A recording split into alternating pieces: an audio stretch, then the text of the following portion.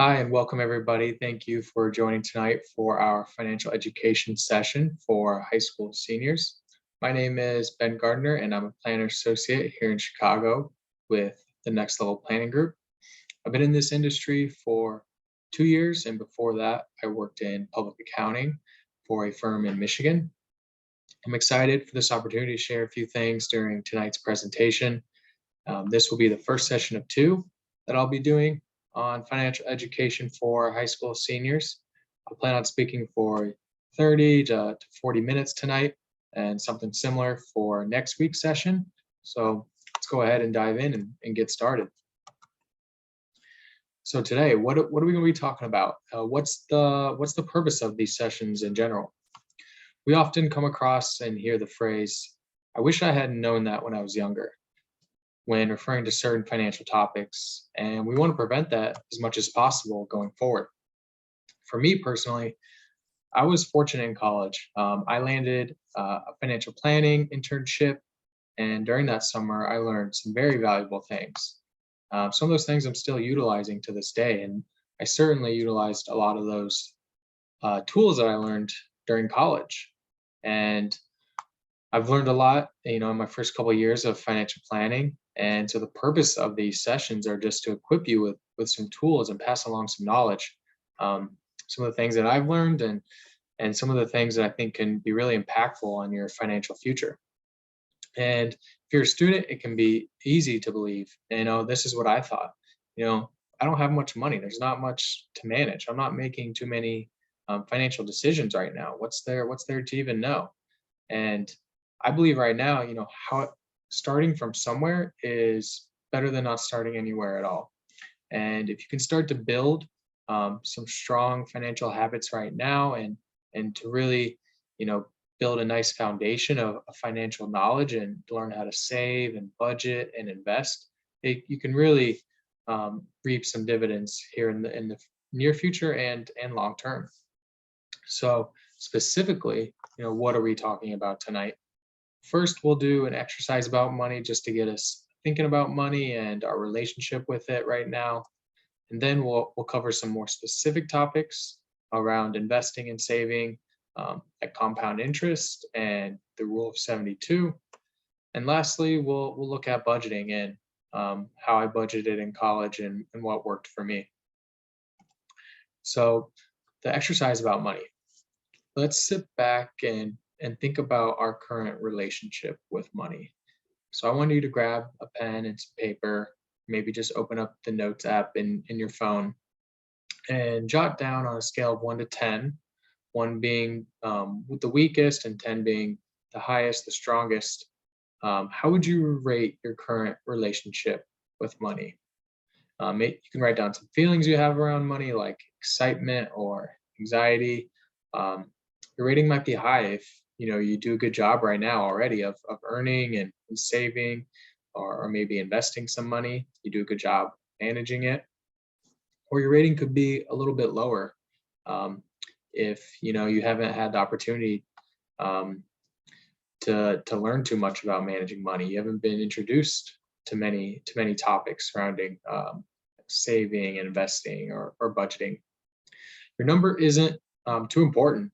It's just this is a good way to evaluate, where you think you currently stand right now, and your current relationship and knowledge level surrounding money. So go ahead, take a few seconds. You can pause, the video on YouTube and write down a number.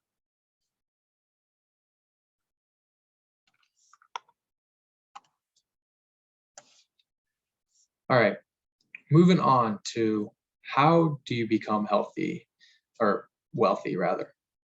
And before I address the how, I think it's important to first address the why.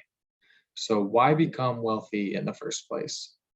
And your reason why, it's going to change from person to person, but I'll share some of the reasons I've come across and some of the things that resonate with me personally. So, first one is it gives you the freedom to do the activities that you enjoy doing, the things that bring you joy. For me right now, that looks like traveling. I like seeing new places, visiting friends and family across the country. And in order to travel, I need some money. Plane tickets aren't cheap. Got to get hotel rooms. So yeah, I need some wealth in order to travel, the freedom to do stuff I like to do. Another reason to have money and create some wealth could be to obtain your goals, like purchasing certain things, like maybe new iPhones, new clothes, or maybe big purchases down the road, like a car or a home. For me, I currently rent an apartment here in Chicago, and I'd like to eventually buy a home or condo. So, in order to make that big purchase, I certainly need to generate a decent pot of money to make that happen. So we got financial freedom, to do the things you want to do, to buy the things that you like, and then lastly, I'll give you one more reason. That's to give and support your friends and family around you. Um, Maybe one day you want to be able to support your grandkids, or you want to be able to give back to your church or a cause or charity that you're passionate about. So for me, my why looks like right now, I want to be able to travel. I want to be able to buy a home, and I want to be able to give to my favorite charities. So those are some of the reasons why I want to generate some wealth. Those are some of my financial goals. So let's talk about financial goals. And as we talk about wealth and creating wealth, it's important to have your goals in mind. So, you're motivated to generate this wealth, because it's not easy, and it takes discipline and commitment. So, I've shared a few of mine, a few of my current goals, and let's take a minute developing some of yours. Maybe you already have them, but you just haven't written them down. So go ahead and write some of them down right now. Or maybe you need some help developing them. So I can give you a few guidelines in order to get this done. First, it's important to be realistic. So, if you're working part-time, you're in high school, you're in college, you're not making, a ton of money, you got to be realistic. Are you really going to be able to afford a new car right now? That might be not a 1 to 2 year goal, but maybe something in 8 years. So it's important to be realistic and be specific. Might be, rather than to save money, but to save $500, right? Give your goals some specificity, like a number, a specific time frame. Like, rather than I want to be able to purchase the new iPhone, like I want to be able to purchase the new phone every 2 years, or I want to be able to pay off my credit card in 18 months, rather than I just want to pay off my credit card. So be realistic, be specific with your goals, give them a time frame. That way you can, check the box and understand whether you've actually accomplished your goals or not. So take a minute, develop some goals, write them down. I think it's an important step, and one of the first steps in talking about wealth and creating it.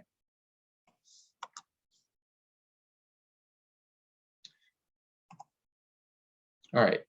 So back to the original question that I posed. How do you become wealthy? We talked about the why. Now you got some goals in mind. You're starting to think about the why and your goals. Of course, there's dozens of ways to become wealthy, like winning the lottery. But tonight I want to focus on 3 ways that you can make that happen, 3 ways that you can have a direct impact. With the first being saving and investing early. So this is where compound interest comes into play.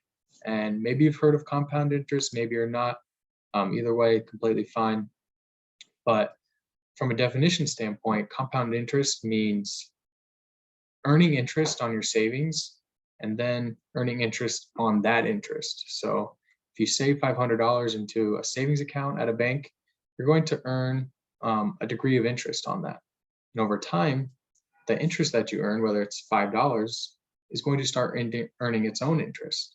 And that original chunk of money, your principal that you put in, will start growing and growing, and so will the interest that it's generated. And eventually, if you leave your money in that account, that savings account, you're going to be earning more and more interest. It's kind of like a snowball going down a hill. So it starts small, but it grows and it rolls and it gets bigger and bigger. And the process keeps rolling.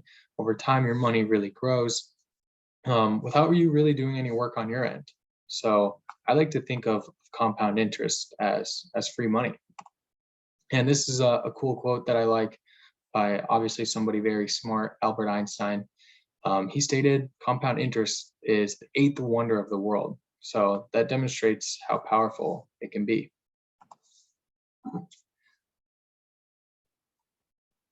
It might be easier to understand compound interest through an example. So let's go ahead and look at two people here.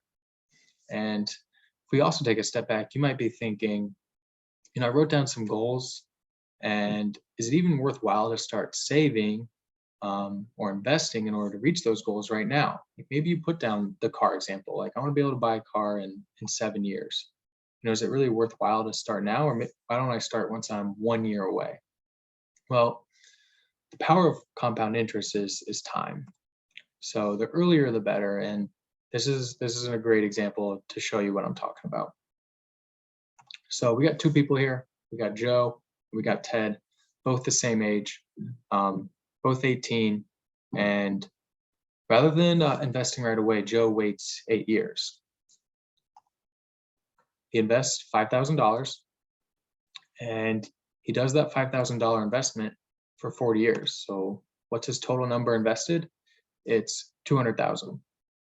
So the question is, what is that amount going to be? What's that $200,000 going to turn into by age 65? Now, this is a hypothetical example, and we're also using a 10% growth rate every year. But if Joe were to invest $20,000 or $200,000 with 5,000 over 40 years, at age 65, he's going to have 2.2 million, a little bit more, and which is a lot. So good on Joe, great job saving. But let's look at Ted. On the other hand, Ted started investing early. All right, so he invested $5,000 every year, just like Joe did, but he only did it for 8 years. So 40 compared to 8, and then he stopped. All right, so right when Ted stopped is when Joe started. So the total number for Ted was 40,000, so much less than Joe.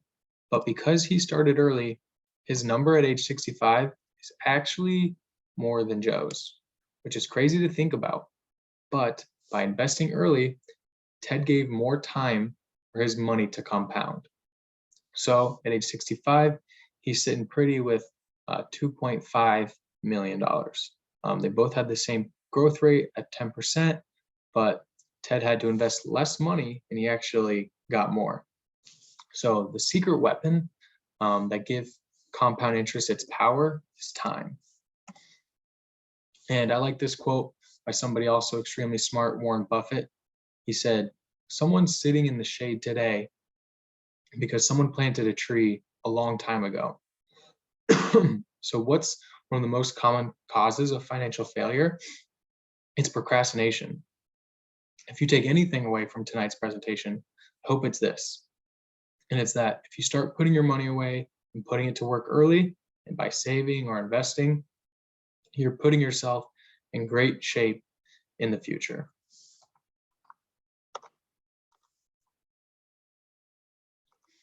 All right, so that's starting to invest early. We talked about compound interest. Next, let's look at another way to become wealthy. A second method could be consider investments with a higher rate of return. So, excuse me, let's discuss what that looks like through the concept of the rule of 72. Now, you might not have heard of this either. Completely okay. It's going to be easy to explain. The rule of 72 is a simple way to determine how long an investment will take to double, given an annual rate of interest. So 72 divided by the rate of return. So in the previous example, our rate of return was 10%. You're going to be able to calculate roughly the number of years it takes for your money to double. So let's look at an example. Let's say you're 18 years old, you have $500, and you put that money away. You save it and you put it in a savings account that earns you a 1% rate of return. So in this hypothetical example, By age 90, you're going to have $1,000, right? 72 divided by 1, your money's going to double in 72 years. So by the time you're age 90, you're going to have $1,000, which doesn't seem like a lot. So how can we get our money to grow quicker? Well, we can create more wealth by considering something with a higher rate of return. So how about in this example, we have a rate of return of 7%. So we're 18 years old, we save $500,000 or $500. Rather than 72 years, our money's going to double approximately every 10 years. So 28, 38, 48, 58, you're seeing your money double. And by the time you're 68, you're going to have around roughly $16,000. So why is this important? Well, the sooner you begin investing, the more time your money has to grow. If you invest early, you consider investments with a higher rate of return, you're going to be in better shape. This is one way I like to think about it and something that's stuck with me over the years. By investing early and considering investments with a higher rate of return, you're putting your money to work for you. So I like to think of it as I'm sleeping, and my money is still working for me. Excuse me.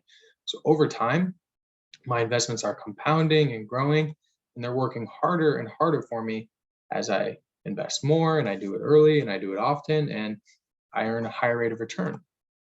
So my money starts to compound and grow and grow. All right, so that's investing early. That's considering a higher rate of return. What about one more way? The third way, spending less than you earn.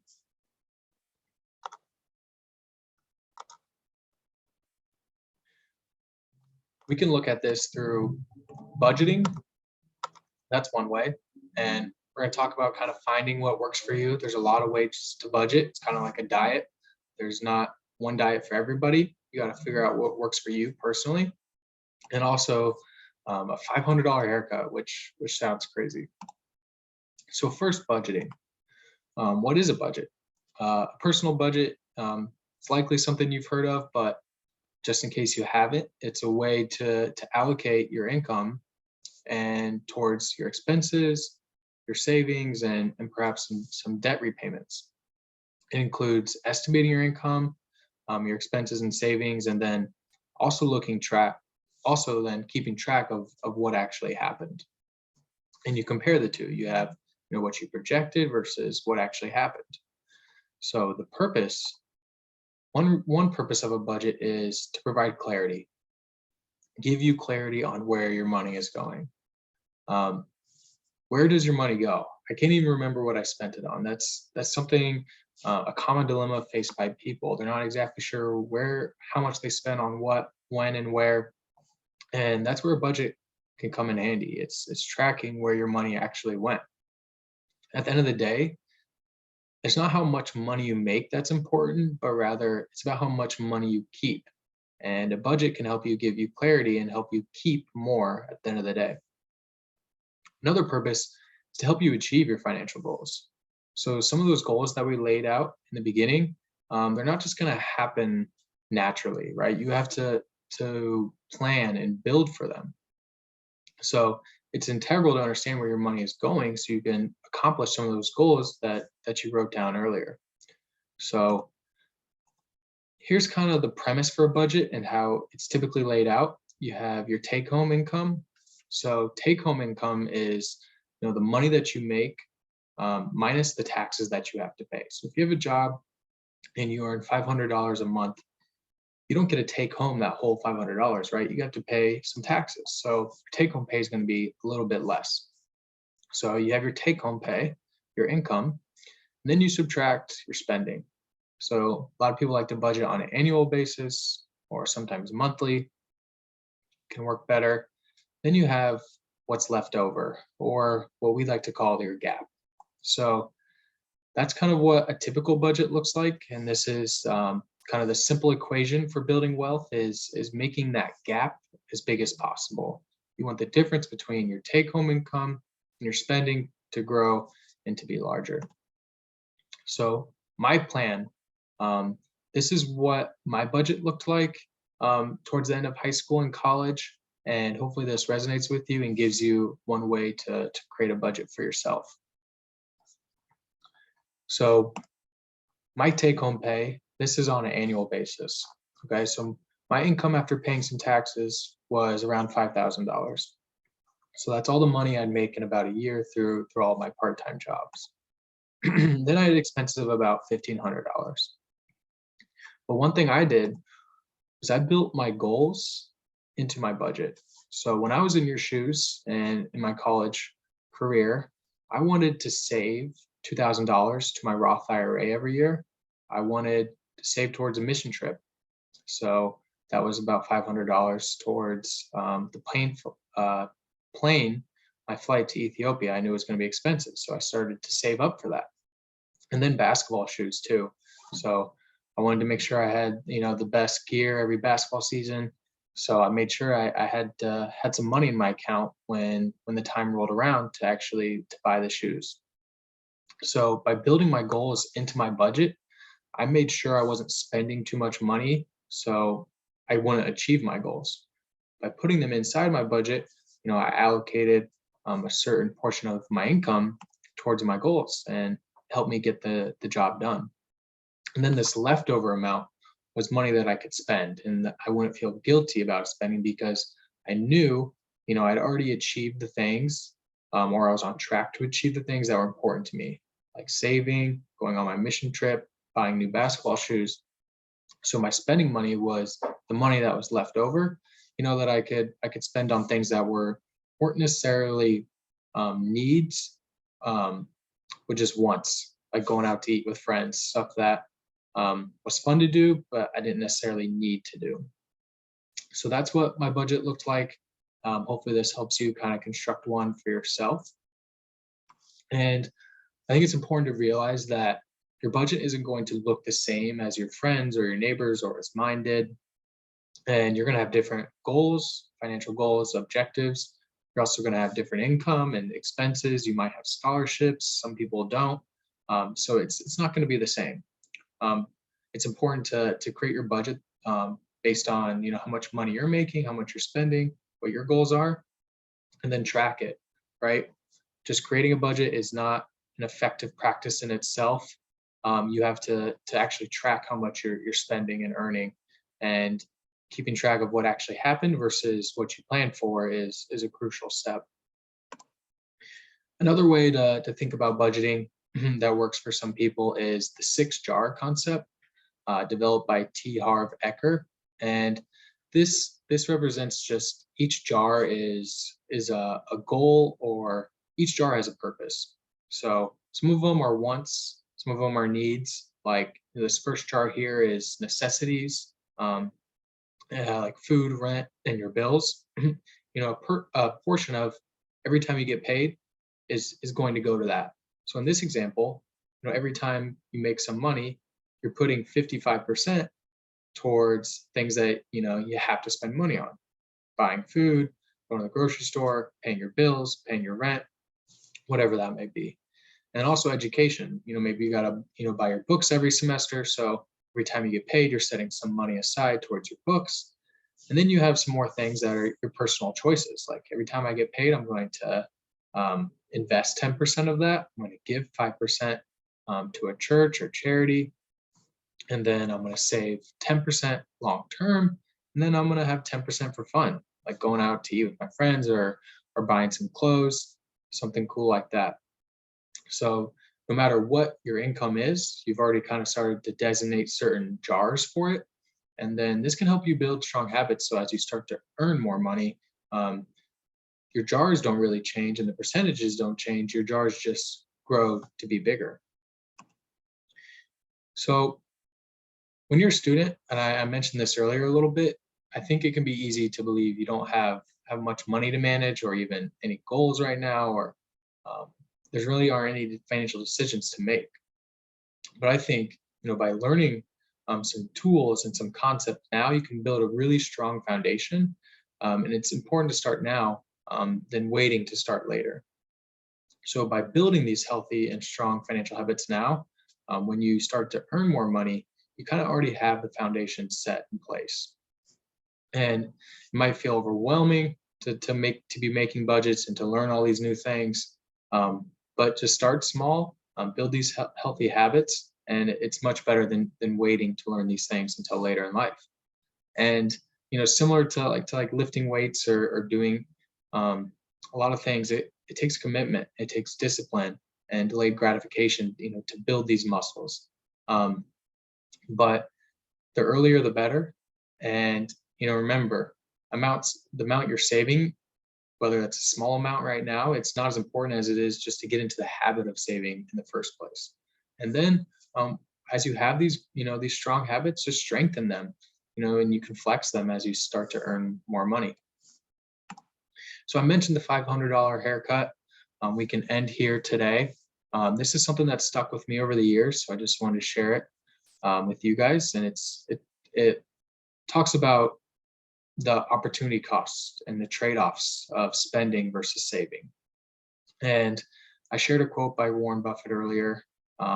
This is a concept kind of developed by him. He's the CEO of Berkshire Hathaway and one of the most successful investors, and he has a net worth billions.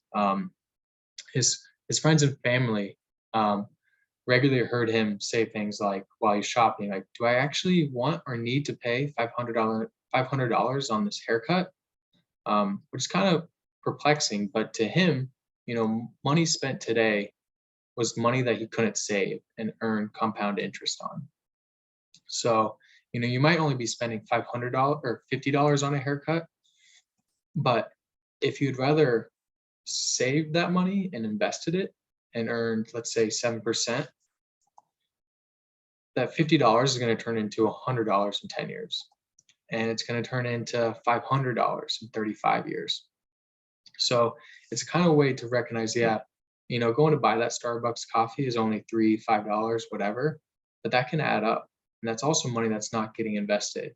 And you don't have the opportunity to earn any compound interest on it. So, there's trade-offs. And that's the idea of the $500 haircut. And it's just important to recognize the opportunity costs of purchases, whether they be small or large. That money can end up being a lot, 30 years from now, if saved and you earn a decent rate of return on it. So that's it for today. I hope everybody, learned something. The couple of the takeaways that I hope you received were: your current identity is not set in stone. So we talked about evaluating your relationship with money. You gave yourself, number 1 through 10. I want to share that number is not set in stone, and maybe it's already gone up a little bit just from this presentation, or maybe conversations that you have with friends and family from this presentation. Your current identity is not set in stone. You're going to be, building stronger and better habits as you go on and learning more and more. Next, I hope you learned that saving and investing early has tremendous benefits. Just remember the power, the eighth wonder of the world, that is compound interest, and considering your rate of return as you start to save and invest. Then have a plan, build a budget, and build those strong habits now. So as you start to earn and make more money, you already have a great foundation in place. We'll skip the questions. If you do have any, feel free to email me. My email is ben.gardner@tnlpg.com. So feel free to shoot over any questions that you might have, or wait till you watch the next session and send it after that. Speaking of next session, we're going to go through the different types of accounts you can invest in. Let's say you have $100 that you want to invest right now. Well, we can talk about the different accounts you can utilize, and within those accounts, what you can actually invest in. And also credit cards, something that troubles a lot of college students. So we'll talk about credit cards, how they operate, and pitfalls with them, along with other common financial mistakes college students make. So some fun stuff to look forward to. Thank you for listening, and yeah, please watch the next session as well. Thanks. Bye.